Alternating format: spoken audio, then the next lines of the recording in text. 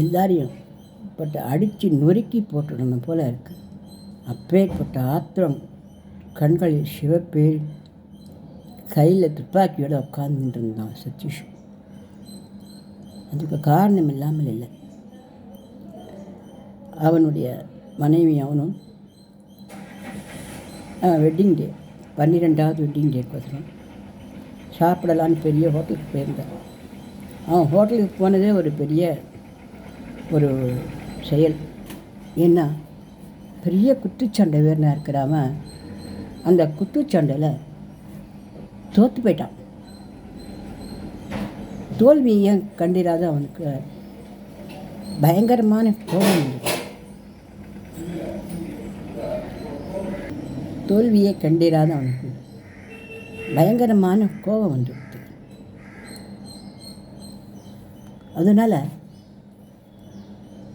அவன் ரொம்ப வருத்தப்பட்டு தற்கொலை முயற்சிக்கு போயிட்டான். உன் மனைவி ரொம்ப நல்லவன். தோல்விங்கிறது வாழ்க்கையில் ஒரு பகுதி தாங்க. நீங்கள் குத்துச்சண்டையில் வேணால் நீங்கள் தோற்று போய்க்கலாம். குடும்பத்தில் நீங்கள் எந்த வித தோல்வியும் சந்திக்கலையே. அழகான மனைவி, அற்புதமான குழந்தை, நல்ல வீடு வாசல், நல்ல சௌகரியமான வாழ்க்கை கொடுத்துருக்குங்கோ, சந்தோஷமாக இருக்குங்கோ. இதே இல்லாமல் அழைக்கிறதே இதெல்லாம் இருக்காதுங்க. வாங்கோ, இன்றைக்கி நம்மளுக்கு 12வது வெட்டிங் டே. நம்ம வெளியில் போய் ஹோட்டலில் நல்ல ஹோட்டலாக சாப்பிட்டுட்டு வரலாம் அப்படின்னு சொன்னான். நான் வெளியிலே வரமாட்டேன், எங்கே போனாலும் எனக்கு அவமானமாக இருக்குது, எல்லோரும் என்னை கேலி பண்ணுறாங்க அப்படின்னு அவன் ரொம்ப ஒடுங்கி போனான். அதெல்லாம் இல்லை, அப்படிலாம் ஒடுங்கக்கூடாது. தோல்வி வெற்றி எல்லாம் சகஜமாக தான் எடுத்துக்கணும்.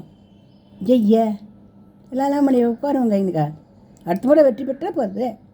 இதுக்கோசரம் என்ன பண்ணோம்? அப்போ நம்மளுடைய வெட்டிங் டைம் கொண்டாட வேண்டாமா? நம்ம சந்தோஷமாக கால் வச்சு கல்யாணம் பண்ணுறது, குழந்தை பெற்றுன்றது, நம்ம வெட்டிங் டே, இதெல்லாம் மகிழ்ச்சியானது இல்லையா? இது இந்த சந்தோஷம் இல்லாமல் இழப்பா இந்த கவலையில் அப்படின்னு சிரித்தான். அவனும் பார்த்தான். சரி, எத்தனை நாள் அப்படியே கவலையோடு உட்காந்துக்குது சேர்ந்து. நல்லா சூப்பராக ட்ரெஸ் போட்டுட்டு அவ்வளோ நல்லா அழகாக அலங்காரமெல்லாம் பண்ணிட்டு. 12 வயசு குழந்தை அவனு. அந்த குழந்தைய அழைச்சிக்கல. ஏன்னா அவள் கொஞ்சம் சந்தோஷமாக இருக்கணும் அப்படிங்கிற மாதிரி ஒரு சந்தோஷமான மூடில் இருந்தாள். அதனால் குழந்தைய தெரிஞ்சவர்கிட்ட விட்டுட்டு அவள் 2 பேரும் ஜம்முன்னு ஹோட்டலுக்கு போனான். பெரிய ஹோட்டல். அந்த ஹோட்டலில் குத்து சண்டையில் உன்னோட ஜெயிச்சானே அவன் சேர்ந்தான். அவங்க பார்ட்டி வச்சுன்னு கொண்டாடிட்டு இருக்கான். அவனை வேட்டி கண்டுருக்கா, எப்படி நீங்கள் வின் பண்ணுங்கோ அப்படி இப்படின்னு. யாரை ஜெயிச்சுக்கோன்னு கேட்டவுடனே அவன் இங்கே பார்த்து இவனை தான் நான் ஜெயிச்சேன்னு சொல்லிட்டான். இவனுக்கு அவன் இப்படி சொன்னது ரொம்ப கோபமாக வந்துடுது. இந்த எல்லாத்தையும் மறந்து தொலைஞ்சி வரணும் தானே அவன் தான். அந்த இடத்துல இந்த மாதிரி இவனுக்கு மறுபடியும் ஆக்ரோஷம் ஆகிப்போச்சு. கோபமாக எடுத்து அவனை அடிக்கலான்ட்டு போயிட்டான். துப்பாக்கி எடுத்து சுடலான்னு அந்த மாதிரிலாம் கோபமாக கிளம்பிட்டான்.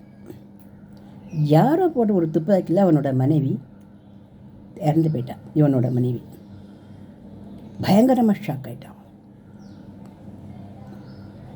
வீட்டுக்கு வரோம். வீட்டுக்கு வரும்பொழுது குழந்தை இருக்கா, 12 வயசு குழந்தை. அந்த நாள் வரைக்கும் அந்த குழந்தையோட ரொம்ப ஸ்பெண்ட் பண்ணதில்லை. முன்னாடி குழந்தை அம்மா அந்த பாசம். இவனுக்கு அடிக்கடி இந்த குத்து சண்டைக்கு தயார் பண்ணிப்பேன். இதுவே அவளுடைய வாடிக்கையான விஷயமா இருந்தது.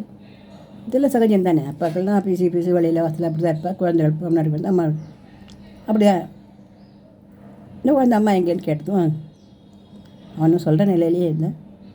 தலைமையில மேலே கரைச்சி விட்டுண்டு கையில் ஒரு துப்பாக்கி வச்சுட்டு எந்த நிமிஷமும் என்னோடய மனைவி சுட்டுது யாருன்னு தெரியல. இந்த குத்துச்சண்டை வின் பண்ண வீரன் அவன்லாம் ஒன்றும் பாவம் குத்தலை. எவனோ அடிச்சிருக்கான், குத்திருக்கான், எவனோ போட்டிருக்கான். அந்த அவனுக்கு சப்போர்ட்டாக இருந்தவன் எவனோ யாருன்னு தெரியும். அவனை கண்டுபிடிச்சி அவனை கொண்டான் அப்படின்னு வாங்க கறின்று உட்காந்துருக்கான்.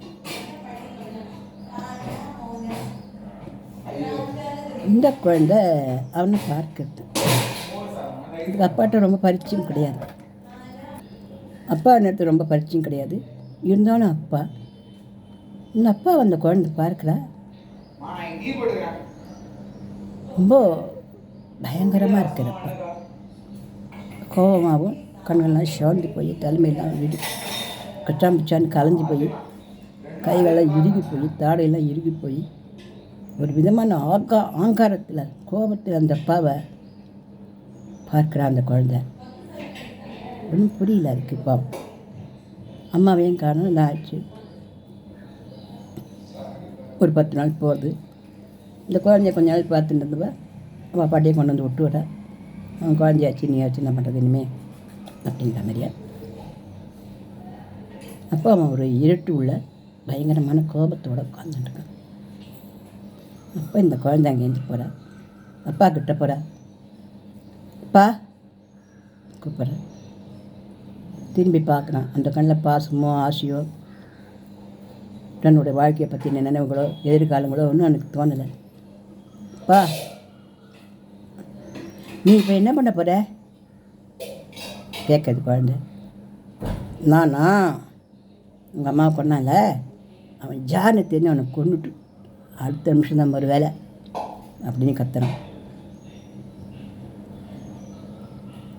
அப்பா என்னை தனியாக விட்டுட்டு நீ மட்டும் போகிற அப்படின்னு கேட்குறது குழந்தை. குழந்தை கேட்குறது சாதாரணமாக கேட்குது. எல்லோரும் போய்ட்டோம்ல நீ கிளம்பி போய்ட்டு போறியான்னு. தனியாக விட்டு போகிற அப்படின்னு குழந்தை கேட்டது இவனுக்கு சட்டார்னு உரைக்கிடுது.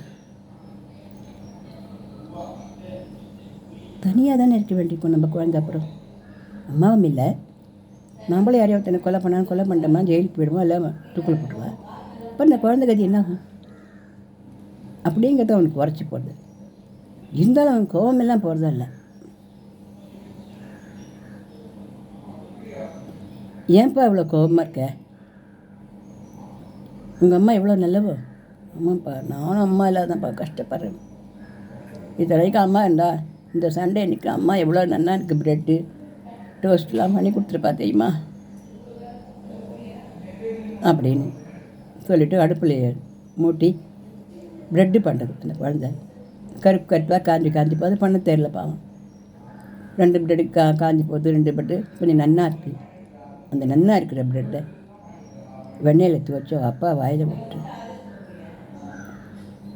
ஏம்மா நல்ல ப்ரெட்டு நீ சாப்பிட, கருப்பு காஞ்சி போன ப்ரெட்டு கூட எனக்கு வேண்டாம், எனக்கு இருக்கிற மனநிலையில் எதுவுமே இல்லைப்பா, நீ சாப்பிடணும்ப்பா. நீ குத்து சண்டை வீரனா என்ன தோற்று போயிடலாம்.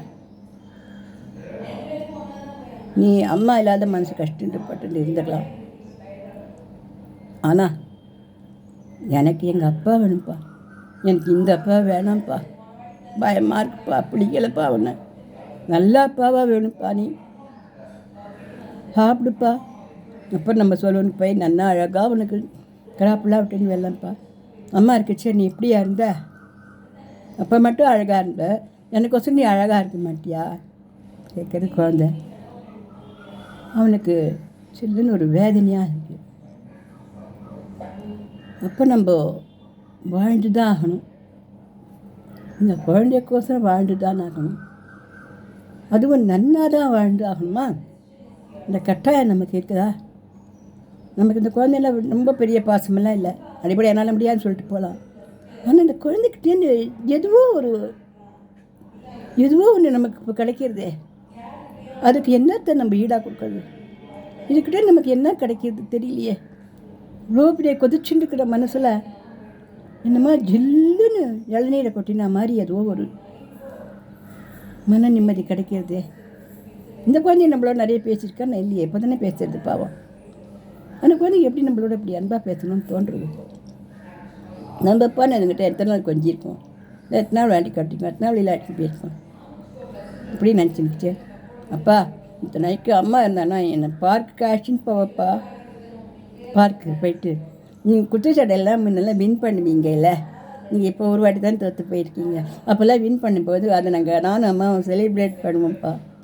நாங்கள் பார்க்கு போய் ஜாலியாக விளையாடிட்டு அந்த கடற்கரைக்கு போய் ஜில்லுன்னு உட்காந்து ஐஸ்கிரீம் வாங்கி சாப்பிட்டு ஜாலியாக நிலவெல்லாம் பார்த்துட்டு ஜாலியாக இருப்பேன்ப்பா. நான் அம்மாவை ரொம்ப மிஸ் பண்ணுறேன்ப்பா அப்படின்னு சொல்கிறது அந்த குழந்தை. அப்படியே அந்த குழந்தைய வாரியை அணைச்சிக்கிறான். நீ அம்மா இல்லாத கஷ்டப்படுறியாம்மா? கண்டிப்பாப்பா, நீ தானே எனக்கு இப்போ அம்மா. அப்படின்னு சொன்ன உடனே என் கண்ணில் ஜலம் துளிர்க்கிறது. நான் தாயும் ஆகணுமா இப்போ அப்படின்னு நினச்சிக்கிட்டு அவள் ஃப்ரெண்ட்ஸுகளெல்லாம் வரான். நீ இன்னும் ஒரு கல்யாணம் பண்ணிக்கோ, இந்த குழந்தைக்கு ஒரு அம்மா அவசியமாக தேவை, நீ போனதெல்லாம் நீ கவலைப்படாத, ஏதான வேலை தேடின்னு இந்த இன்னொரு கல்யாணம் பண்ணிட்டு குழந்தைய நல்லபடியாக வளர்த்துக்கோ சொல்கிறான். அதெல்லாம் அவன் காதில் ஒன்றும் விழலை. எனக்கு இன்னொரு கல்யாணம் வேண்டாம், ஒன்றும் வேண்டாம் அப்படின்னு சொல்லிட்டு போயிடலாம். அதுக்கப்புறம் இந்த குழந்தைய அழைச்சிட்டு அது நினைக்கிற மாதிரி சலூனுக்கு போகிறான். தலையெல்லாம் கிராப் வரைக்கிறான், நல்லா கிராப் வெட்டிக்கிறான், நல்ல ட்ரெஸ்ஸுகளை போட்டுக்கிறான். ஆனால் மனசுக்குள்ளே இருக்கக்கூடிய அந்த சோகமும் அந்த குரோதமும் கோபமும் ஏதோ கொஞ்சம் தணிஞ்ச மாதிரி இருக்க வழியாக அது மட்டும் போல் இருந்தாலும் அந்த குழந்தை அவனை கையப்பட்டு அழைச்சின்னு போகுது. பீச்சுக்கு அழைச்சின்னு போகுது, கடற்கரைக்கு அழைச்சின்னு போகுது, சறுக்கு மரம் விளையாடுது, தொங்கலாக இருக்குது. அப்பா அப்பா அப்பா அப்பா நீ விழுந்துட்ட போல இருக்கிற கொஞ்சம் பிடிச்சிக்கோப்பா அப்படின்னு பார்க்கில் ஒரு இடத்துல நின்று விளையாடுது. அந்த இடத்துல குரல் கொடுக்குறது, அவனுடைய உதவி தனக்கு தேவை அப்படிங்கிறத அந்த குழந்தை எதிர்பார்க்கத்தை தெரிவிக்கிறது. அதனுடைய அன்பை அது அந்த அப்பா கிட்ட காட்டுறது. குத்து சண்டையில் நீ வின் பண்ணாட்டா என்னப்பா, அம்மா இல்லாட்டா என்னப்பா, இந்த பொண்ணுக்கோசரம் நீ இருக்க மாட்டியாப்பா, நல்ல அப்பாவாக இருக்கணும், அன்பான அப்பாவாக இருக்கணும், ஆரோக்கியமான அப்பாவாக இருக்கணும், நீ எனக்கு வேணும்ப்பா அப்படின்னு அந்த குழந்தை சொல்லும் பொழுது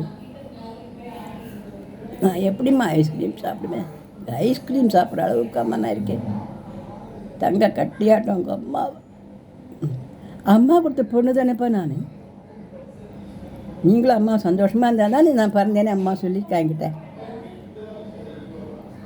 நான் ஒரு நாள் கேட்டேன் எங்கள் அம்மாட்ட, நான் எப்படிம்மா பிறந்தேன், அதையும் கேட்குறேன், நானும் உங்கள் அப்பா சந்தோஷமாக இருந்தாலும் நீ பிறந்தேன் அப்படின்னு சொல்லியிருக்கேன்.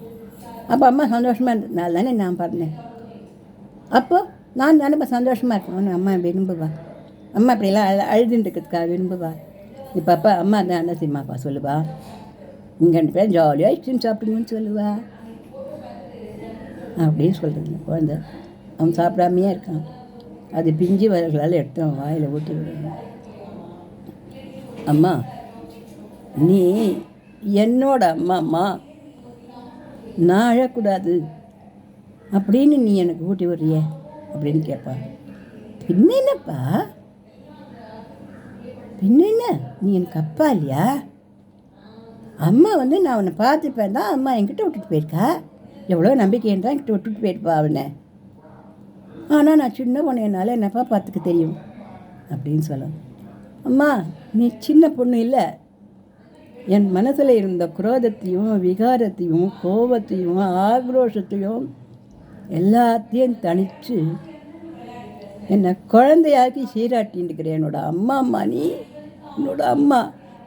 இனி எனக்கு அந்த கோபமான எண்ணங்கள் வரவே வராது.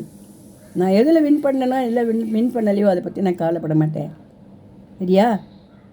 என் குணத்தை மாற்றின கோபுரமே நீ என்னோட அம்மா அப்படின்னு அந்த குழந்தைய கட்டி பிடிச்சிப்பான். அந்த நிமிஷத்திலிருந்து அவன் வாழ்க்கையில் சந்தோஷமாக இருப்பான்.